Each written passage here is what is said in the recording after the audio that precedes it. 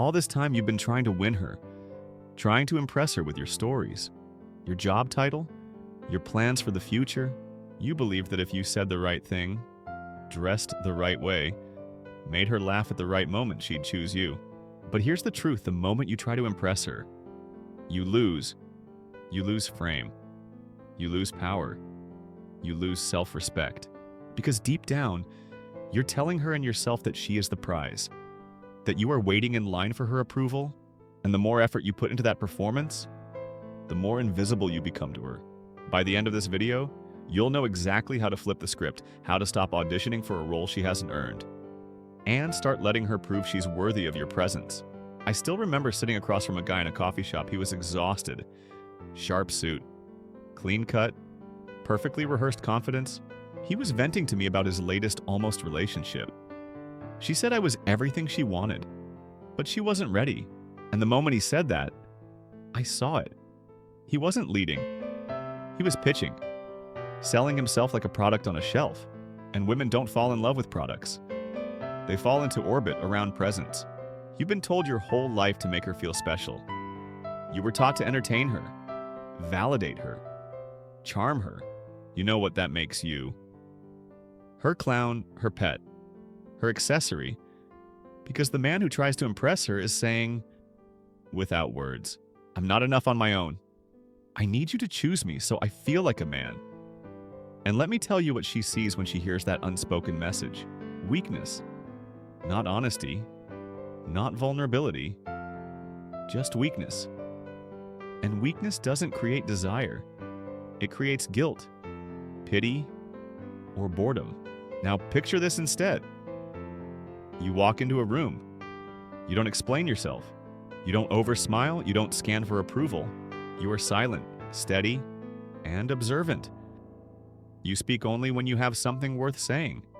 And when you do speak, your words are clean, free of fluff, no filler, no hope you don't mind, or just wondering if maybe. You speak like a man who doesn't care if anyone listens. She looks at you and something shifts. She can feel it in her gut before she can label it. You don't want her. Not yet. You're assessing, watching, measuring how she moves, how she behaves, and that right there is what flips the dynamic. Because suddenly, you are not a boy hoping to be picked. You are a man deciding whether she's earned your curiosity. This isn't arrogance, this is standard. Because if you don't set the standard, she will. And most women, especially the beautiful ones, are used to men with no standards. They're used to being chased, admired, romanticized before they've even opened their mouths. They are used to being treated like queens without ever acting like one. But what happens when you break that pattern? What happens when she realizes you're not here to impress her, but to observe her? She starts auditioning for you, not with words, with behavior, with attention, with curiosity. She asks questions she never asked before. She shows up with more effort. She starts to wonder what you think of her, not the other way around. That's the frame shift. That's where attraction lives. In the gap, the unknown. The moment she can't read you, can't predict you, can't control you. And if you give her that power by trying to impress her, you kill that tension before it even begins. So let's be brutally clear. You don't impress a woman by being more, you impress her by needing less. By knowing you could walk away. By making her feel the weight of your silence when she expects you to chase. That's why the strongest men are the ones who do less. Not more. Not because they're lazy or indifferent, but because they don't see her beauty as a reason to abandon their self-respect. A woman's interest is not a compliment. It's not a crown. It's a question. And the man who's worth anything doesn't answer that question by tap dancing. He answers it by watching, let me see who you are when I'm not trying. That's the real test. Because if she starts slipping when the spotlight's off, if she gets cold, distant, flaky when you don't praise her, then what you found is not a woman. You found a mirror. And mirrors break the moment you stop admiring them. But if she rises when you stop performing, if she brings more energy, more softness, more effort into your presence without being chased, you're not just dealing with attraction. You're dealing with respect. And respect is the only foundation worth building anything on. Everything else is theater. a temporary high, fueled by the dopamine of being seen, followed by the crash of being discarded. She doesn't fall for the man who tries. She falls for the man who watches her try. Here's what no one told you because they were too afraid you'd stop playing the game. A woman doesn't crave effort. She craves gravity. She wants to feel pulled into your world. But that only happens when your world is already full of direction, full of silence, full of standards that don't bend just because she's beautiful. Because here's the paradox she won't admit out loud the more you try to win her. The more she doubts your value. Because high-value men don't chase. They attract. And attraction isn't something you create with flowers or compliments. It's something she feels when you stand still, when you don't flinch, when you don't lean forward, when you make her come to you emotionally, not out of manipulation, but because there is something about you she wants to understand but can't fully reach. The truth is, you were never supposed to convince her. You were supposed to reveal yourself, slowly, deliberately, like peeling back layers of something ancient and unmoved. But instead, you put yourself on trial. You became the show. You danced for her approval, then wondered why she lost interest. Why? She lost interest because you handed her the script, and she realized the ending too early. You want to know what makes a woman stay up at night, thinking about you. Silence, not the kind that punishes, but the kind that respects itself. The kind that says you don't get access to me just because you exist. That's when she starts wondering what you're thinking, what you're doing, why you're not texting, why you don't seem impressed by her bare minimum. And that discomfort, that confusion, it's not cruelty. It's a mirror. It forces her to evaluate herself. Because for once, she's the one being watched. And that's a shift most women never experience. She's used to being the one with options, the one who rejects. She's used to validation without effort, power without consequence. But now, in front of you, all her scripts fall apart. She can't rely on her beauty. She can't rely on your neediness. She's left with only one path become valuable to you. Not because she has to, but because she wants to. That's what flips the whole dynamic. When she starts to invest first, when she starts to impress you, not through performance, but through character. So ask yourself this. When was the last time you let a woman prove herself to you? When was the last time you stopped trying to be enough and started observing whether she is enough? Most men never do. Because they're too scared of rejection, too scared of being alone, too scared that if they don't chase, they'll never be chosen. But here's the raw truth: if she doesn't choose you when you're grounded in your worth, she was never yours to begin with. You were just renting space in her attention span, and that rent was due the second you stopped dancing. So you hold still. You let her get uncomfortable. You let her wonder. You don't rush to reassure. You don't explain yourself. You don't soften your edges just to make her stay. Because that stillness, that refusal to beg, is what separates you from every other man she's ever met. Most guys are so desperate to be seen. They forget how to see. They forget to watch. But the man who watches, he sees everything. He sees how she talks to the waiter. He sees how she reacts to silence. He sees how much effort she puts in when no one's clapping. And in that stillness, he forms his judgment not out of bitterness, not out of ego, but out of clarity. You're not here to entertain her. You're here to discern. Does her presence make your life better or just more chaotic? Does her energy feel stable or just attractive? Is she respectful when you're silent or only when you're giving? Those questions matter. And only a man who doesn't chase can answer them truthfully. Because when you chase, you lie. You pretend not to notice red flags. You justify bad behavior. You project fantasy onto flesh. And you call that love. But it's not love. It's addiction. Addiction to validation, to hope, to the idea of being chosen. And that addiction is what keeps you blind. Blind to her flaws, blind to her limits, blind to your own value. That's why you stop trying to impress. That's why you let her reveal herself. You watch how she behaves when she's not being praised. You see if she respects your time. You notice if she listens when you speak. And slowly, she feels it. The pressure shift. The spotlight turns. She realizes this man sees me, and not in the way she's used to where admiration is automatic, but in a deeper way, a way that demands substance. And she either rises to that level or she walks away. And if she walks away, good. Let her. Because the man you're becoming doesn't need women who can't meet him in his stillness. The man you're becoming is the standard, and he knows it.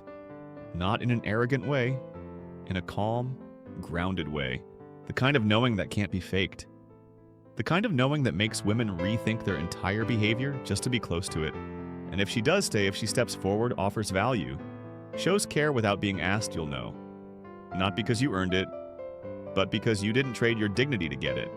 You see, the moment she feels that you're not trying to impress her, she faces something unfamiliar, an inner void she's spent years avoiding. That void is her own self-worth, no longer propped up by your attention. And if she's not ready to meet herself in that silence, she'll run. Not because you failed, but because your stillness revealed her emptiness. That's the power you hold when you stop chasing. You force reality to surface. You force truth to replace illusion. Most men live in a fantasy that if they just show her how good, how kind, how committed they are, she'll reward them with love. But women don't fall in love with kindness on its own. They fall in love with the man who chooses when to show it. The man who withholds until he sees a reason to give. The man who knows his time, his attention, his care. Those things are sacred. Not freebies, not bribes. Sacred. And she should feel honored to be in the presence of that discipline. Not entitled to it, but you were taught the opposite. You were told to give unconditionally, to prove you're one of the good guys. And that's the trap. Because good without boundaries becomes weak. It becomes invisible. She can't feel the edge of your identity if everything about you bends toward her. And without that edge, there's no polarity, no tension, no charge. That's why she ghosts you after you open up too fast. That's why she says you're too nice. What she means is, I can feel that you need me more than you know yourself. And that need, that's what repels her. Not because she's cruel, but because it violates the deep psychological wiring inside her. Women don't want to be impressed. They want to be led.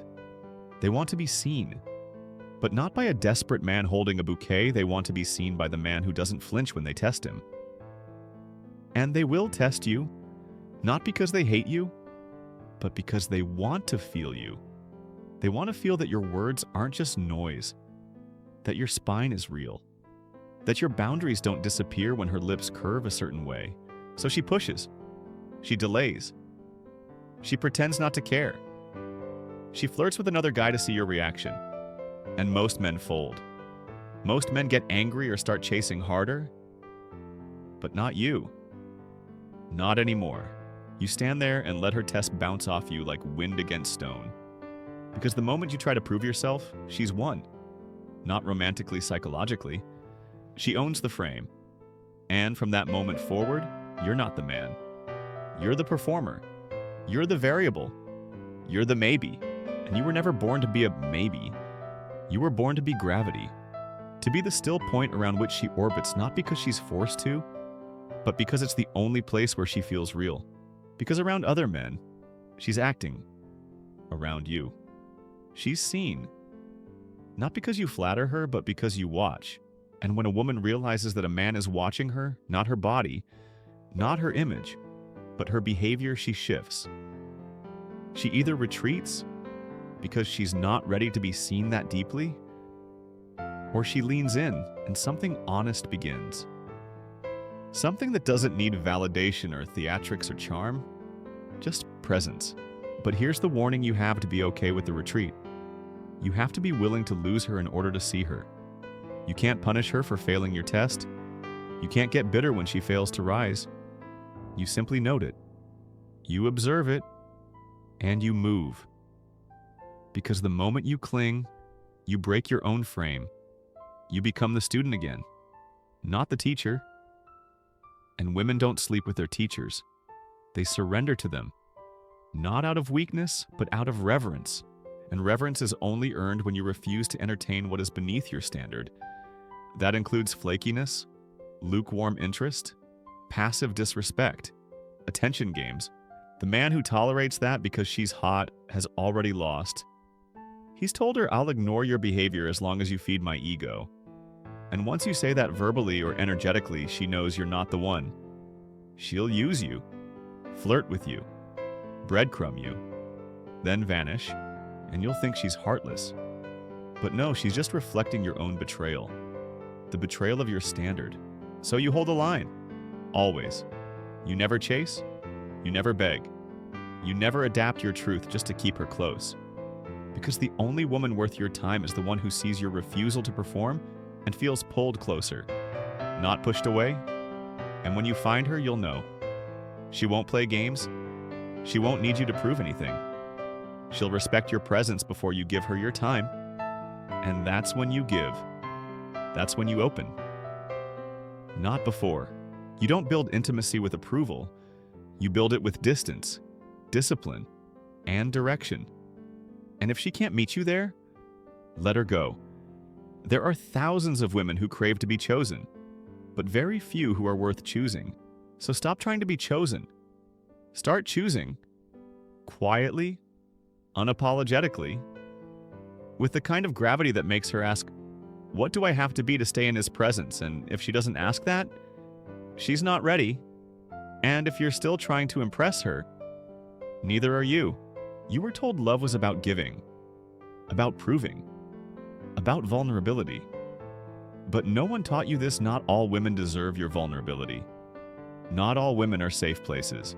And when you reveal your heart to someone who hasn't earned your respect, you're not being honest. You're being naive. You're not connecting. You're leaking.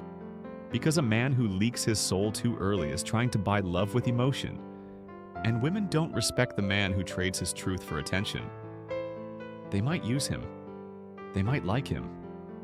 But they never crave him. Craving begins with restraint, with tension, with earned revelation. It's not about hiding, it's about guarding what is sacred. You don't hand your story to a stranger. You don't offer your loyalty to a smile. You don't open your chest just because she batted her lashes. You watch. You wait. You see if she brings more than her looks to the table. You let time reveal her character, not your desire rushing to believe in her. Because if you're honest, most of your heartbreak didn't come from her betrayal, it came from your decision to give before seeing. You gave too early. You made her the prize before she showed you her value. And then you blamed her for not loving you the way you wanted. But she never signed up for that contract. You signed it for her. You imagined who she could be. You ignored who she really was. And now, you carry the lesson. And that lesson is this: never again will I betray my own discernment just to feel close to someone. You sit across from her now, new woman, new date, same game, but you don't play this time. You're calm. You're not scanning for red flags, you're listening for silence. You're watching how she treats space. Does she rush to fill it? Does she get nervous when you don't validate her? Or does she breathe, meet your gaze, ask something real? These moments tell you everything. Because surface women need noise. Depth craves stillness. And the woman who's ready, you'll feel it in her presence. She won't try to impress you either.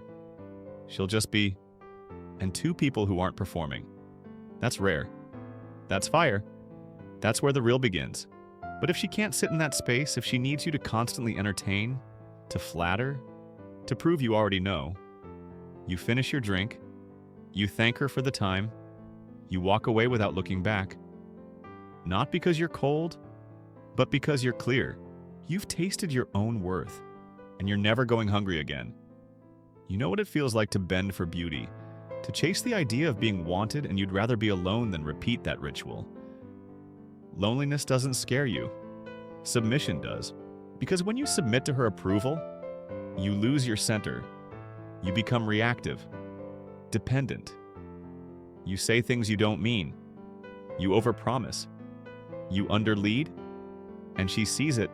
Women are experts at reading energy. She might not say it, but she feels when your words don't match your spine. She feels when you're reaching, when you're insecure, when your jokes are bait, not play. And once she feels that, the decision is made. She'll never tell you directly. She'll just fade. She'll just need time. She'll just say, "You're such a great guy." And that phrase, great guy, it's a death sentence. It means you're sweet, harmless, replaceable. It means you've become emotionally safe but sexually invisible. And you did it to yourself. By giving too much. Too fast. By needing her to like you instead of needing you to respect you. That's the wound. And you've been walking around with it for years. Smiling through it. Dating through it. Hoping one day a woman will heal it. But she can't. That wound doesn't get healed by being loved. It gets healed by being earned. So now you let them earn it every time. Not through tests, through time, through quiet moments, through consistency, through their behavior when you're not giving them a show, through how they act when they think they've got you. You watch for that shift. You let them talk. You say less, because the man who says less usually knows more. And knowledge, real, internal, lived knowledge is magnetic. You'll see it in their eyes when they realize you're different. You're not like the others. You're not flustered. You're not waiting for permission to lead. You're not afraid to lose them. And that's what hooks them. Not your body, not your compliments, not your money, your indifference to their approval. That's the drug. That's what makes them feel alive. Because it's rare. Because it's real. And because it forces them to decide, do I rise to meet this man? Or do I fall back into the crowd? And that's the final truth. You're not here to be wanted by everyone. You're here to be unmistakable to the right ones. And that can't happen while you're trying. It only happens when you stop. When you let her come to you. And if she never does, good. That means you've kept your soul intact. That means you didn't sell yourself cheap. That means the next time you do open up, it'll be for a woman who's earned every word. You don't get her by becoming what she wants. You get her by becoming who you are and refusing to dim that for anyone. You don't need to shine. You just need to stop hiding.